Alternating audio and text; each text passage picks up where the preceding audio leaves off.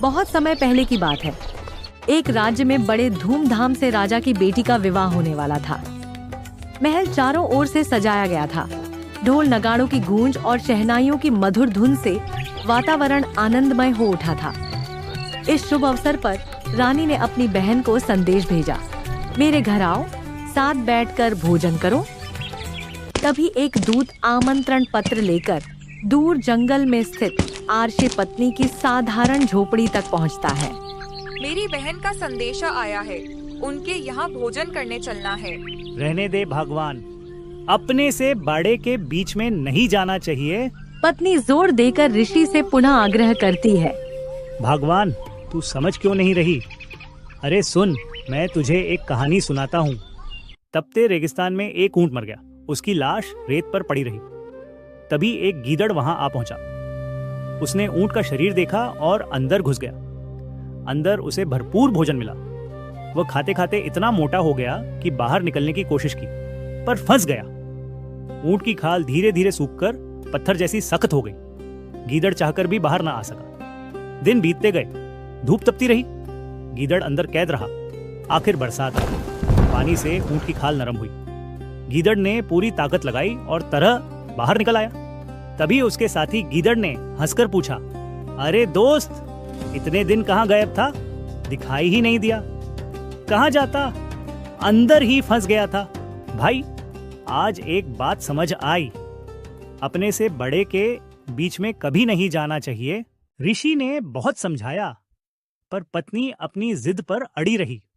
मुझे नहीं सुननी कोई कहानी, मेरी बहन के घर चलो। ठीक है भगवान, अगर तू इतना कह रही है तो चलो। पत्नी की जिद के आगे ऋषि मान गए। दोनों साधारण झोपड़ी से निकलकर राजा के भव्य महल की ओर चल पड़े। रास्ते भर ऋषि चुप रहे, लेकिन पत्नी के चेहरे पर उत्साह साफ झलक रहा था। आखिरकार वे महल पहुंचे, जहां सोने चांदी के बर्तनों में 36 पकवान परोसे गए थे। पत्नी ने चाव से भोजन किया, लेकिन ऋषि ने मन मारकर खाना खाया और चुपचाप घर लौट आए। कुछ दिन बाद महलों की चकाचौंध पीछे छूट चुकी थी। अब ऋषि और उसकी धर्मपत्नी फिर से लौट आए थे। अपनी कुटिया की शांत देहरी पर जहां न वैभव था न सोने चांदी, बस थी साधना की निःशब्द शांति। स्वामी, राजाओं के यहाँ कितना वैभव है, हमारे पास तो कुछ भी नहीं है। देवी, सच्चा वैभव धन संपत्ति में नहीं, संतोष और भक्ति में है। पर स्वामी, हमें भी बुलाना चाहिए। रिश्ते नाते ऐसे ही चलते हैं। अगर हम नहीं बुलाएंगे तो लोग क्या कहेंगे? पत्नी के आग्रह पर ऋषि ने मन मारकर राजा को निमंत्रण भेजने का निश्चय किया। ऋषि का दूत महल पहुंचा। दरबारियों ने संदेश लिया और राजमहल के भीतर पहुंचाया। राजा ने मुस्कुराकर कहा, वाह, ऋषि ने हमें बुलाने का साहस किया है। अच्छा, अब देखना है वो अपनी छोटी सी झोपड़ी में हमारे लिए किस प्रकार का आतिथ्य करता है।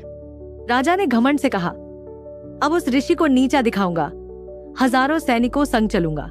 देखता हूँ वह कहाँ से हमें भोजन कराता है। शंखनाद गूंजे, घोड़ों की टापें धरती हिलाने लगी। राजा अपनी विशाल सेना के साथ जंगल की पगडंडियों से होता हुआ ऋषि की साधारण सी झोपड़ी की ओर बढ़ा। उधर ऋषि शांत भाव से ध्यान में बैठे थे। उनकी स्मृति स्वर्गलोक में लगी, जहां से प्रकट हुई दिव्य कामधेनु गाय और उतरा स्वर्णिम महाशिविर। ऋषि ने आकाश से संतों और ऋषि मुनियों को आमंत्रित किया, ताकि अभिमानी राजा और उसकी सेना सच्चे वैभव का दिव्य दर्शन कर सके। राजा गुस्से से तमतमाता हुआ ऋषि की साधारण सी झोपड़ी तक पहुंचा। उसके पीछे हजारों सैनिकों की सेना थी, पर ऋषि के आदेश पर वे कुछ दूरी पर ही ठहर गए। झोपड़ी के सामने राजा और ऋषि आमने सामने खड़े थे, जहां घमंड और धैर्य की पहली टक्कर होने वाली थी। ऋषि, यही है तेरा दरबार? इतनी छोटी सी झोपड़ी में तू मेरे हजारों सैनिकों को कैसे खिलाएगा? राजन, घमंड मत कर। जिस परमात्मा की कृपा है, वह झोपड़ी को भी महल बना देता है। आओ, बैठो। सभी अतिथि का सत्कार होगा। ठीक है, देखूंगा तुम्हारा यह चमत्कार।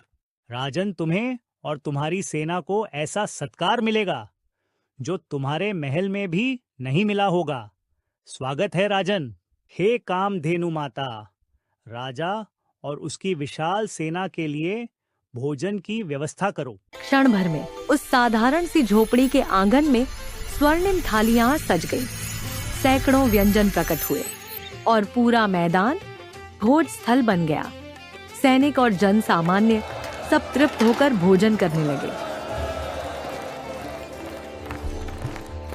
ये सब मेरे सैनिकों के सामने तमाशा कैसा है? आपके आंगन में ये व्यंजन कहां से आया? बिना राजकोष इतना भव्य भंडारा कैसे संभव हुआ? राजन, यह कोई साधारण भोजन नहीं, ये मेरी तपस्या और पुण्य का फल है। ये थालियां न मेरे हाथों से बनी हैं, न किसी राज भंडार से आई हैं। ये सब कामधेनु गौ माता की कृपा है। वह दिव्य शक्ति से असीम भोजन प्रदान करती है। जिसके पास कामधेनु है उसे कभी भूख, कभी अभाव छू भी नहीं सकता। आह, तो यही है रहस्य, एक गाय और उससे अनगिनत भोजन। ऋषि, यह गौ माता तुम्हारे जैसे सन्यासी के लिए व्यर्थ है।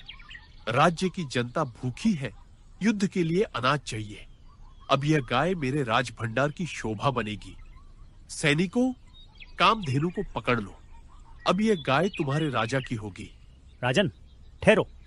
कामधेनु कोई साधारण गाय नहीं, ये गौ माता स्वयं स्वर्ग से अवतरित हुई दिव्य शक्ति है। इनका स्थान राजमहल नहीं, स्वर्ग में है। इनसे मिला भोजन राजभोग नहीं, पुण्य का प्रसाद है।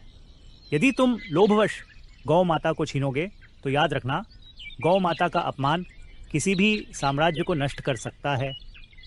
राज्य धन से चलता है पर टिकता धर्म से है। हा हा हा हा हा। ऋषि, तेरी तपस्या, तेरे पुण्य की बातें मेरे दरबार में नहीं चलेंगी। ये गाय अब तेरे काम की नहीं। तपस्वी का पेट तो भिक्षा से भी भर जाता है, पर राजा को चाहिए राज्य का वैभव, सैनिकों, आदेश का पालन हो। राजन, तुम्हारा लोभ असीम है, पर मेरी आस्था उससे भी बड़ी है। गौ माता, मैं आपकी रक्षा नहीं कर पाऊंगा। आपसे प्रार्थना है, आप इस पृथ्वी को छोड़कर स्वर्ग लौट जाइए। जैसे ही ऋषि ने कामधेनु से कहा, अब आप स्वर्ग चली जाइए, गाय आकाश में उड़ने लगी। यह दृश्य देखकर राजा के मन में क्रोध उमड़ पड़ा। उसने अपने सैनिकों को आदेश दिया, तीर चलाओ। तेज तीर गाय के खुर में जाकर लगा, जिससे गाय का रक्त टपकने लगा। जहां जहां गाय के रक्त की बूंदें गिरी, वहां वहां धरती पर तंबाकू उग गई। लोग उस पौधे को सुखाकर हुक्का और बीड़ी में प्रयोग करने लगे। उन्हें यह ज्ञान नहीं था कि तंबाकू का स्वाद तो भले ही लुभाए, पर यह धीरे धीरे शरीर को खोखला करता है, रोग और मृत्यु की ओर ले जाता है। आज भी संत रामपाल जी महाराज अपने सत्संग में यही समझाते हैं कि 100 नारी जारी करे सुरापान 100 बार, एक चिलम हुक्का भरे डूबे काली धार। तंबाकू और नशा आत्मा और शरीर दोनों का शत्रु है। ये जीव को भटकाकर पाप के मार्ग पर ले जाता है। जो व्यक्ति तंबाकू का त्याग कर सच्चा भक्ति मार्ग अपनाता है, वही वास्तविक सुख और मोक्ष प्राप्त कर सकता है। और इस कथा का निष्कर्ष यही है, खून नाम खून का तमा नाम गाय, 100 बार सौगंध इसे न पिए खाए। तंबाकू खाना गाय के मांस खाने के समान है। क्योंकि तंबाकू की उत्पत्ति गाय के खून से हुई है, इसलिए संत रामपाल जी महाराज की शिक्षा के अनुसार तंबाकू व नशे से दूर रहना ही जीवन को सफल बनाने का मार्ग है। संत रामपाल जी महाराज जी के ज्ञान से संबंधित अधिक जानकारी के लिए हमारे निम्न नंबर पर संपर्क करें 822-2880-541।